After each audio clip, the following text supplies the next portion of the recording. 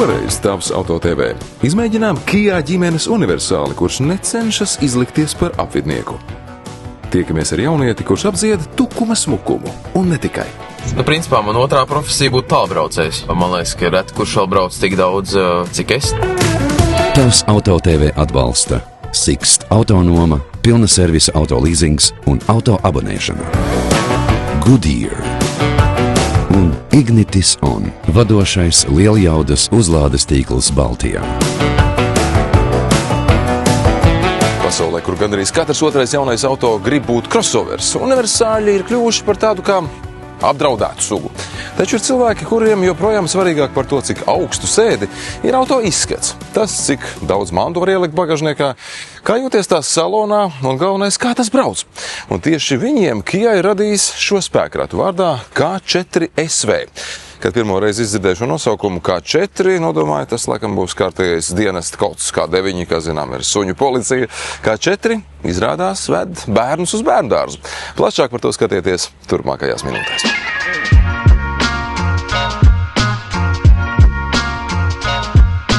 Izbraucienā ar šo auto mums pievienojas Edvards Strasdiņš, 23 gadus jauns mūziķis, kurš pārliecinoši ieņēmis vietu Latvijas country mūzikas lauciņā. Šogad viņš uzvarējis Latvijas sirds dziesmā, agrāk arī saņēmis zelta mikrofonu par labāko country mūzikas albumu. Varbūt Edvardu pazīstat no jāstrās dziesmas Uz tukuma pēc smukuma, taču viņš arī radījis īsas dziesmiņas par dažādu marku automašīnām, jo Edvardam tīk nevien ģitārspēle, ko viņš apguvis pats, kamēr skolā mācījies violi, bet arī tehnika. Rīgas Tehniskajā koledžā profesionālās izglītības līmenī viņš apguvis autoelektriķa profesiju, bet pašlaik sevi sauc par plaša profila autoentuziastu. Jā, tas iemesls, kāpēc es izvēlējos country, laikam, es nezinu, drīzāk tas country varbūt izvēlējās man, jo man kaut kā vienmēr ir patikusi tas vienkāršums vispār dziesmās, un man patīk arī ne tikai country mūzika, man patīk arī šlāgeru mūzika, piemēram, ja, kas īstenībā Latvijā jau vispār tiek jaukts vienā katlā diezgan bieži, bet patiesībā jā, tas gluži nav viens tas pats, bet man patīk ap žanri, jo es vienmēr no bērnības jau esmu sen klausījies Latvijas Radio 2, vienmēr braucot mašīnā, Rob braucot viņam līdz kaut kur vienmēr skanēja viens radio, un tur jau tā visa mūzika arī ir, un mans tas mēģis vienmēr ir bijis ar šo mūziku iepazīstināt, varbūt arī kaut kādā mērā censties iepazīstināt arī citas paudzes, arī varbūt cilvēks, kas neklausās ikdienā šo žanru. Tātad, kā nopratāt, K4 SV ir kompakts ģimenes universālis, kurš necenšas izlikties par apvidnieku. Varētu pat teikt, ka raugoties uz to pa gabalu, rodas sajūta, ka tas ir sajaucis profesijas. Tas it kā ir universālis, bet izskatās, ka ļoti gribētu būt sporta kupeja. Zemā jumta līnija, platie pleci, garais siluets un tie lukturi. Jā, pēdējos gados, acīm redzot, Kia ir nolēmuši, ka pelēks vai garlaicīgs dizains vairs nav variants. Un labi, ka tā, šis auto stāvlaukumā nebūs jāmeklē 5 minūtes, jo visi apkārtējie vienkārši izskatās vienādi. Man laikam šajā mašīnā īstenībā pat nav daudz kam piesieties. Man patīk īstenībā dizainis, gan kā viņi izskatās. Tā krāsa man īstenībā liekas diezgan interesanti, mazliet gan atgāda, man liekas, padomu grīdas krāsu, bet tāda tagad ir moderna, un tāpēc es pilnībā pieņemu, man liekas, viņi diezgan interesanti. Tie lukturi aizmugurē izstāsta tādi ļoti interesanti. Kaut ko tas atgāda man noteikti.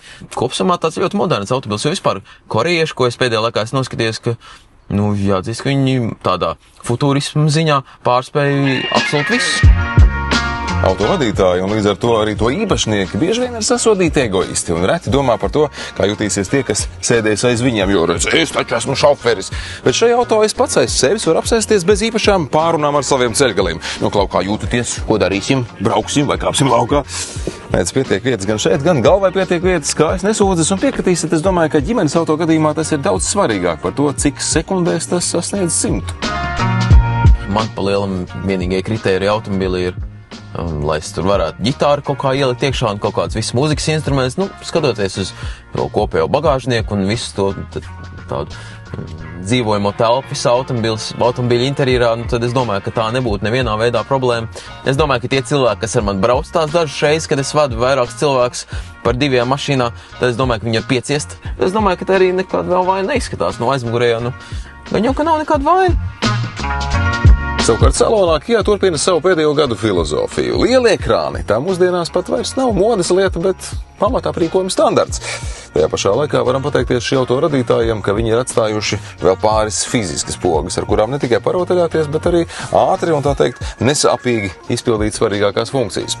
Te viss diezgan loģiski. Pāris dienas vai pat pāris stundas un pie kā 4 stūras vairs nebūs jādomā, kur un kas atrodas. Ergonomismu ziņā likās diezgan tā parocīgi viss, teiksim, ātruma pārslēgs ir vecais, labais, nav nekur te pie stūras, ja, tā kā kaut kādiem amerikāņiem veciem, viss tādās labās tradīcijās ieturēts. Nav arī tā, ka viss pilnībā ir tikai un vienīgi tajā ekrānā, bet toties ir vecās labās podziņas, ja, un šeit uz stūras arī ir kaut kāds tāds fizisks pogas, kas ir diezgan patīkam, un šis te kopējais, tas instrumentu panelis, kas ir kopā ar speedometrs un visu multimēdiju sistēmu, tas man īstenībā arī ļoti patīk un jāatzīst, ka nav pārspīlēts tādā ārkārtīgi izteiktā futurismā. Un kopsumā liekas, tāds ļoti sakarīgs automobils. Runājot par gaitas īpašībām, mums ir jāatceras, kādam segmentam pieder šis auto.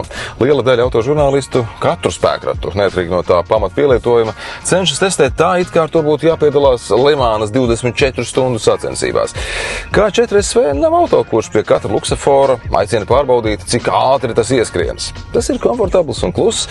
Iespējams, nespēsiet tam noticēt, bet dzīvojot milzīgu riteņu disku laikmatā, šim auto ir 16 colu diski ar kārtīgiem baloniem, kas ir kā radīti Latvijas bedrēm un asfalta salaidumiem.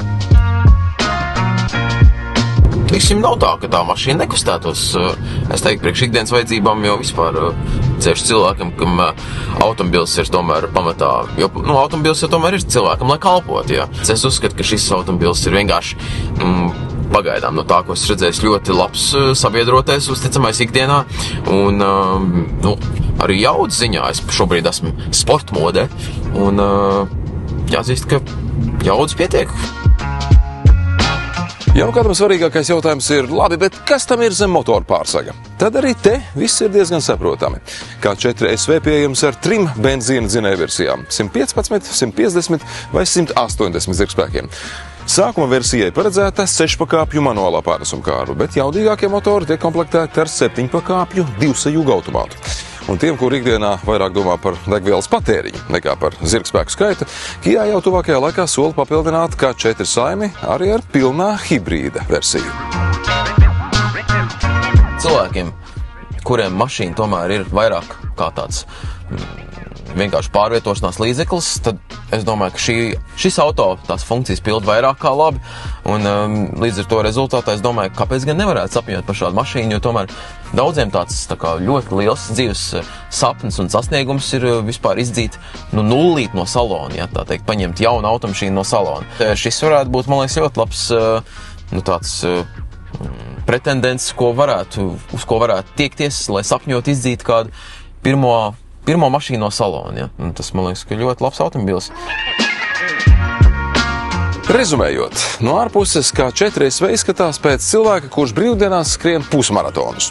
Bet pirmdienas rītā tas mierīgi ved bērnus uz skolu, aizbrauc uz darbu, pa ceļam iebrauc būvmateriālu veikalā un vakarā vēl aizved ģimeni izbraucienā. Un varbūt tieši tā arī izskatās mūsdienu ģimenes auto. Nedaudz stilīgāks nekā agrāk, bet tikpat praktisks kā vienmēr. Paldies, ka šoreiz skatījāties un uz tikšanos Tavs Auto TV. Tavs Auto TV atbalsta Sixt Autonoma, pilna servisa auto leasings un auto abonēšana. Goodyear un Ignitis On, vadošais lieljaudas uzlādes tīkls Baltijā.